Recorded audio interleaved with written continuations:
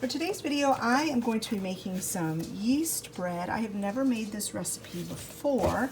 It's out of a Passion for Baking cookbook. I have made several recipes out of this cookbook and I've never been disappointed. This is Saturday, and yesterday I made a big pot of potato soup. You saw that in yesterday's video, I think. And we have about half a pot of soup left, so we're going to have that for supper again tonight. I'm just going to warm it up. And I thought I would make some of this cheesy garlic bread to go with it.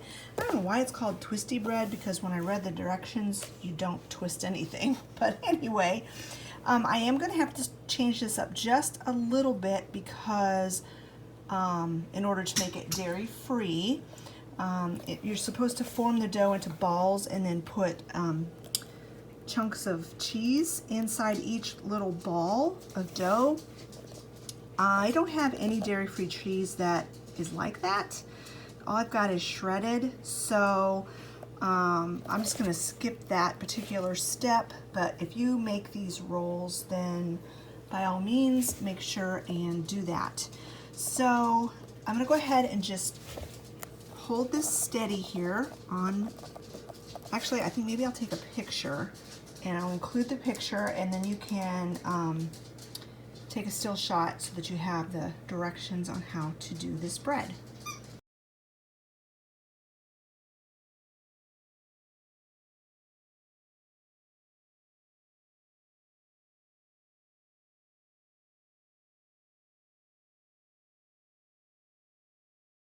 In a mixing bowl, you're going to add 1 cup of warm water and 2½ teaspoons of rapid rise yeast.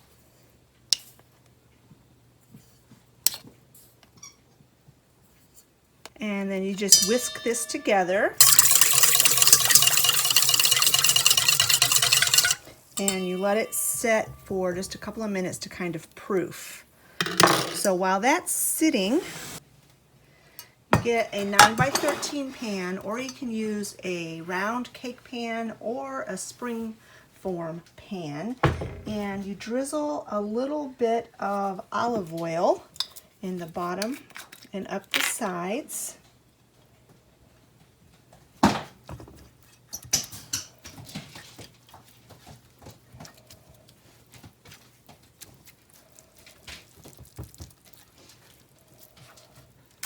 Then you take 1/3 cup of panko breadcrumbs, or any other kind of breadcrumbs that you have or like, and you sprinkle those in the bottom of the pan. And then you set this aside. So then back to the yeast and water mixture. You can see it's starting to get foamy. That's a good sign. You're going to go ahead and add 2 tablespoons of olive oil.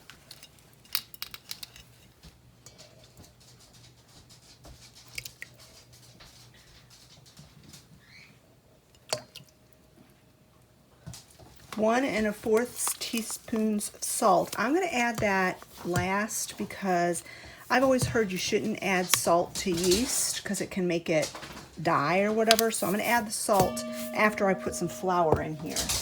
And then you put in 2 teaspoons of sugar, just plain white sugar. The yeast needs the sugar for food.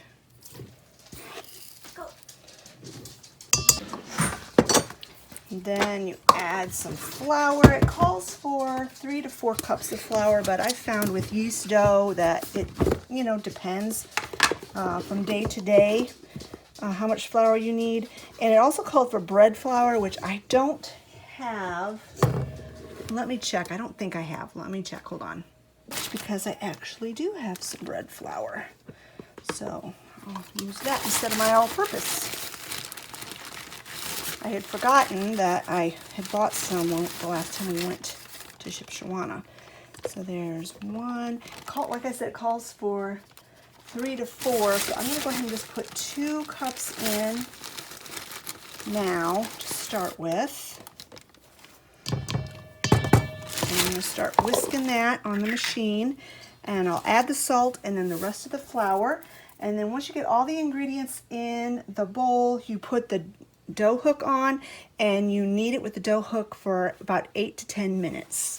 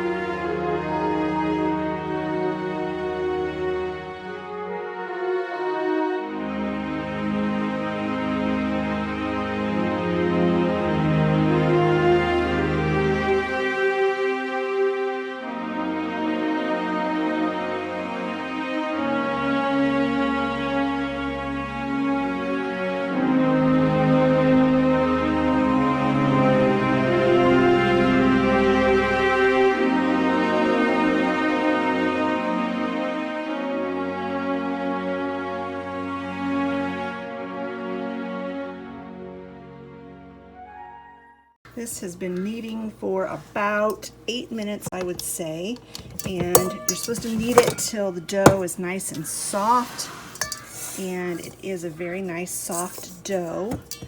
Then you take the dough hook out and you grease the bowl. I do this all the time when I make dough. It helps it to rise.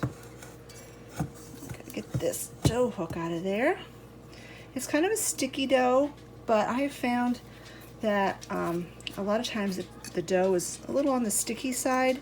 The finished product is a little bit more tender and not dry. So I don't mind that it's a little sticky, but it's come together really, really nicely to a really, really nice, succulent dough.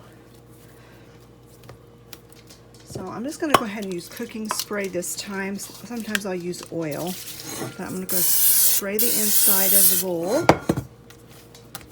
Put the dough down in there and then spray the dough. And then I've got this piece of parchment paper. Crumble it up, because if you crumble it up and then straighten it out, it conforms to wherever you want to put it better. I'm just going to kind of cover this bowl. I'm going to stick it in my oven. The oven is not on, it just has the pilot light, so it's nice. It's perfect temperature for rising dough. And you let this rise till it's double, however long that takes, depending on the conditions. It can be as quickly as 45 minutes. It could be up to an hour and a half, but just keep an eye on it. And when this dough is doubled in size, I'll bring you back. It has been about 45 minutes. The dough is nice and risen. Let's see that. So I'm going to, before I form the rolls, I'm going to make the dipping sauce, which is the garlic butter sauce. So in this bowl, I am going to put in, it says 6 large garlic cloves. I'm just going to use some of this minced garlic that I already have. I don't know, a couple of tablespoons of that, probably. That's probably enough of that. And then it says 1/4 of a teaspoon of salt and 1 teaspoon of garlic powder. Well, I don't have any garlic powder, I have garlic salt. So I'm just going to omit the salt and just put the 1 teaspoon of garlic salt. in.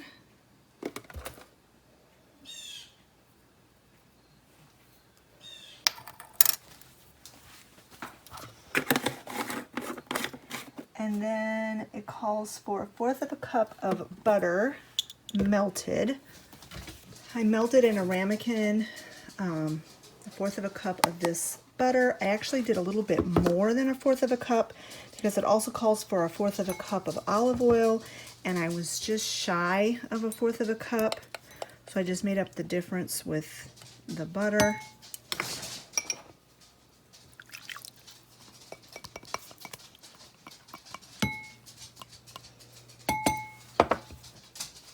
And it calls for 1/2 teaspoon of Italian seasoning.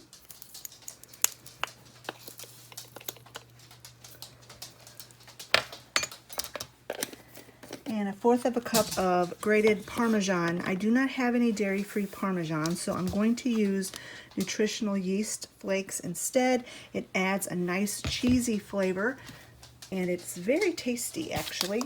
Olivia and I like it very much as a cheese substitute. So I'm just going to go ahead and put 1/4 cup of nutritional yeast in here instead of the Parmesan. And so you blend this all together and you set it aside.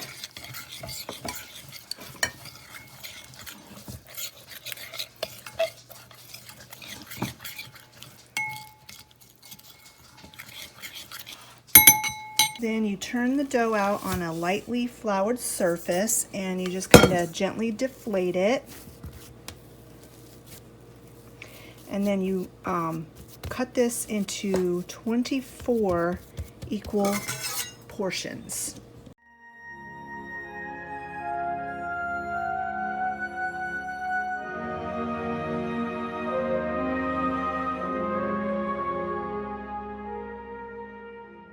At this point is when you would, if you had the cheese, would put a chunk of cheese in each one of these and roll it up in a little ball. But I am not going to put the cheese in there because, like I said, I don't have any dairy-free cheese that is solid like that. So I'm just going to make them into little rolls.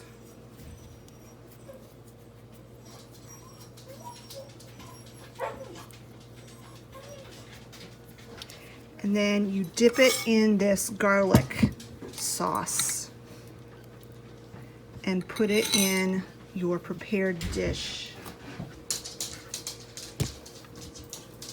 like that.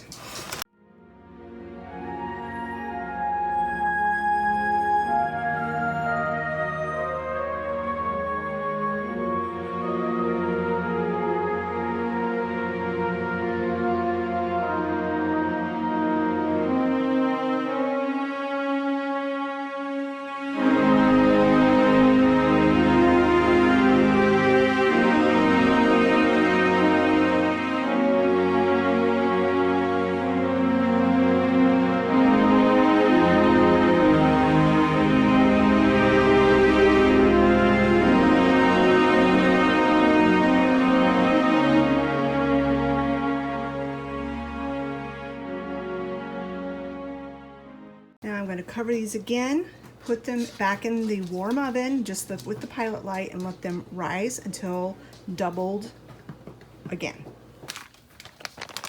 They are ready to go in the oven. I've been having the oven preheat at 350 degrees for a little while. When I pulled them out of the oven to turn the oven on, they slid a little bit. That's why they're a little bit lumper-jawed, but I don't want to mess with them because I don't want them to deflate. And so the last little step here is you can put more Parmesan cheese on the top if you want to. I'm going, and then also a 1/2 cup of mozzarella. I am just going to use the mozzarella because, like I said, we don't have any dairy-free Parmesan. So I'm just going to go ahead and use the rest of this cheese. It's probably about a 1/2 cup, maybe a little bit more. And then you bake these at 350 degrees for 25 to 35 minutes or until they are golden brown and the cheese is melted. Now, a lot of times with dairy-free cheese, it doesn't really melt very well. So I'm just going to be looking for the rolls to be nice and brown and puffed up. And here they are out of the oven. It did take a good 35 minutes for them to bake. And here it is with our potato soup left over. And they were absolutely the most delicious rolls that I have made in a long, long time. They were very different. I, obviously never made anything like this before, but the family loved them, especially Olivia. She kept saying over and over again, "Oh, Mom, you've got to make these again. You just have got to make these again." And they did not last long. They were gone. There was just like 4 left for on Sunday, and then they were gone. They were just gobbled up. And do not skip the step of putting the panko crumbs in the bottom of the pan, because they get nice and golden brown, and they make the bottom of the rolls really crispy and crunchy. It just adds another layer of texture and flavor, and they were scrumptious. I highly recommend that you give these a try. Thanks so much for watching, friends. If you've enjoyed this video, give it a thumbs up. Don't forget to leave a comment in the comment section below, and we'll see you all tomorrow. Bye-bye, friends.